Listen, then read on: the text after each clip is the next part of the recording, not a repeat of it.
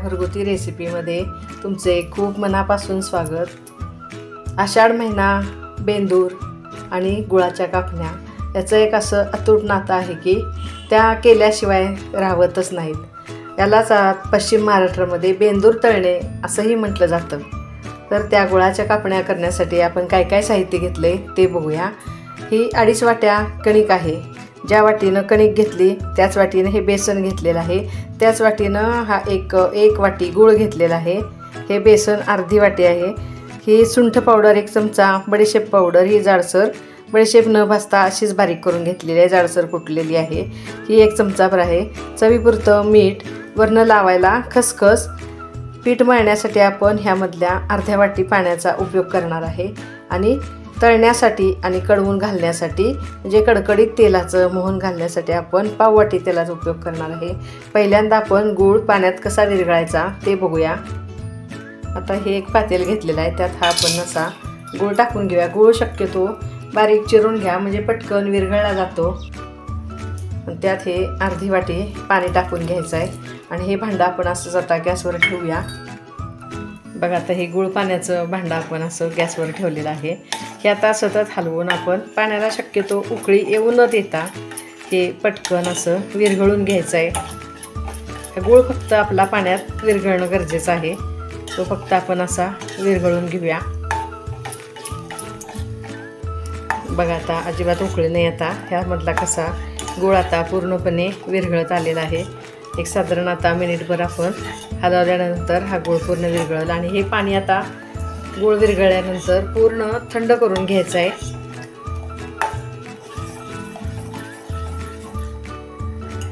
आता हा गॅस बंद करूया आणि हे पाणी आपण असं थंड करून घेऊया। बघा आता हे पाणी थंड होईपर्यंत आपण हे पीठ आता सगळं एकत्र करून घेऊया। एक कणिक घेतल्यानंतर त्यामध्ये हे बेसन टाकूया। ही सुंठ पावडर, बडीशेप आणि हे मीठ टाकून घेऊया आणि ज्या वाटीनं आपण आता हे बेसन कणिक सगळं घेतले त्याच वाटीनं हे पाव वाटी तेल आपण कडकडीत गरम करून त्यामध्ये मिक्स करायचं आहे। कडकडीत तेलाचं मोहन घालून घेऊया। बघा हे आता पाव वाटी तेल मी घेतलेलं आहे, हे आता मी चांगलं गरम करून घेते। तेल आता गरम होईपर्यंत हे आपण चांगलं सगळं मिक्स करून घेऊया।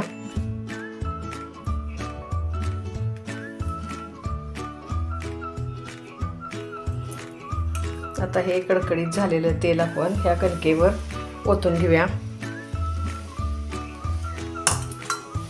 हे गरम असल्यामुळे आपण थोड्या वेळाचं चमच्यानं मिक्स करून घ्यायचं आहे। तुम्हाला जर तेल नसेल वापरायचं तर मी तूप जरी वापरलं तरी चालेल। हे आता सगळ्या पिठाला आपण एकसारखं चोळून घेऊया। हे आता हाताने आपण एकसारखं करूया।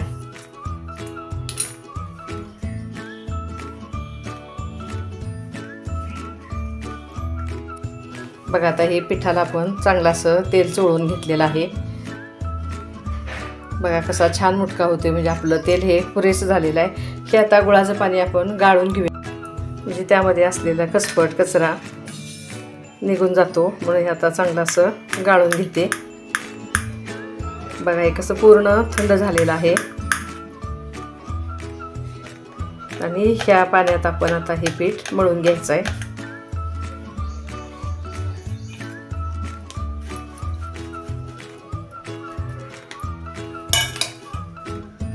बघा आता हे पाणी आपण गुळाचं थोडं थोडं टाकत हे पीठ आता चांगलं मळून घेऊया।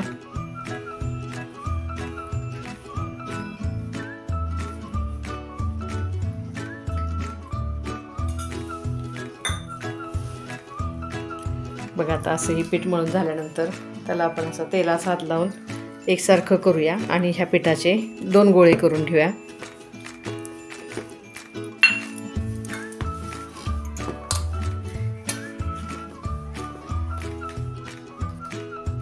बघा आता असे 2 गोळे करून घेतलेले आहेत। त्याला आता आपण पिठाचा हात लावून लाटून घेऊया।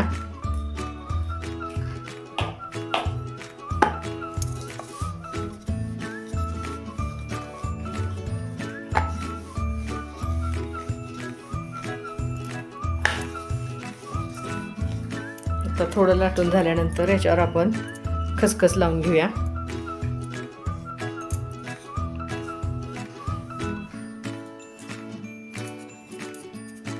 खसखस झाल्यानंतर असं लगेचच लाटणं फिरवा, म्हणजे ही खसखस आपली ह्या पिठाला चांगली चिकटून राहते.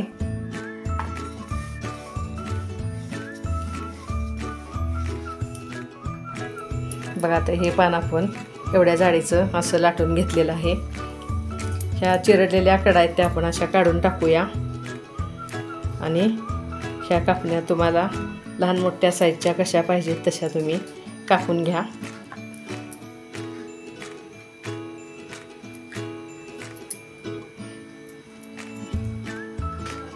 बघा आता एका बाजूच्या रेघा पाडून झाल्यानंतर ह्या दुसऱ्या बाजूला अशा आपण रेघा पाडून ह्या कापण्या सगळ्या कापून घेऊया.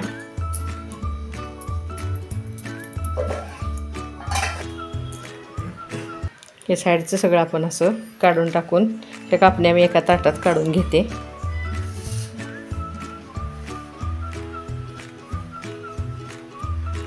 आता हा उरलेला गोळा आपण लाटून कापून घेतल्यानंतर आपण कापण्या कशा तळायच्या ते बघणार आहे.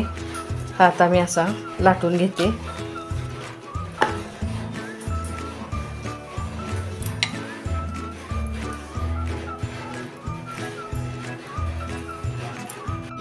बघा आता ह्या अशा सगळ्या आपल्या कापण्या आपण करून घेतल्यानंतर गॅसवर मी तेल गरम करत ठेवलेलंच आहे. त्यामध्ये आता आपण तळून काढूया. गॅसची फ्लेम आपण फार पण वाढवलेली नाही आणि अगदी पण कमी केलेली नाही, मध्यम आचेवर गॅसच्या ह्या आपण मध्यम गरम तेलात, फार गरम तेलात जर आपण कापण्या टाकल्या तर त्या पटकन गूळ आणि कणिक असल्यामुळं काळ्या पडतात. म्हणून ह्या मध्यम गरम तेलावर आपण चांगल्या तळून घ्यायच्या आहेत. बघा आता मी थोड्याच एक 5-6 टाकून घेतलेल्या आहेत. त्या पहिल्यांदा काढून घेऊया, म्हणजे तेलाचं टेम्परेचर आपल्या लक्षात येतं. थोडेसे बुडबुडे कमी आल्यानंतर आपण ह्या उलटून घ्यायच्या आहेत. बघा आता तेलाचे बुडबुडे आपले थोडे कमी आलेले आहेत. आता ह्या आपण अशा उलटून घेऊया आणि दोन्ही बाजू चांगल्या खरपूस तळून झाल्यानंतर काढून घ्यायच्या आहेत.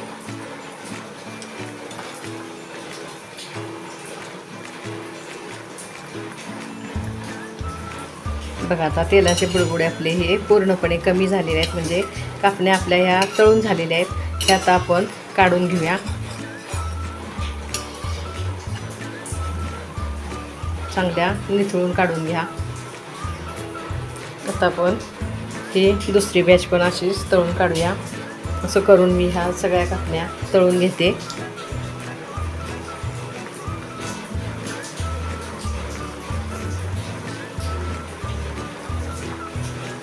बघा आता मगाशी मी 5-6 टाकलेल्या, आता थोड्या जादा टाकलेल्या आहेत, कारण आपल्या तेलाचं टेम्परेचर लक्षात आले.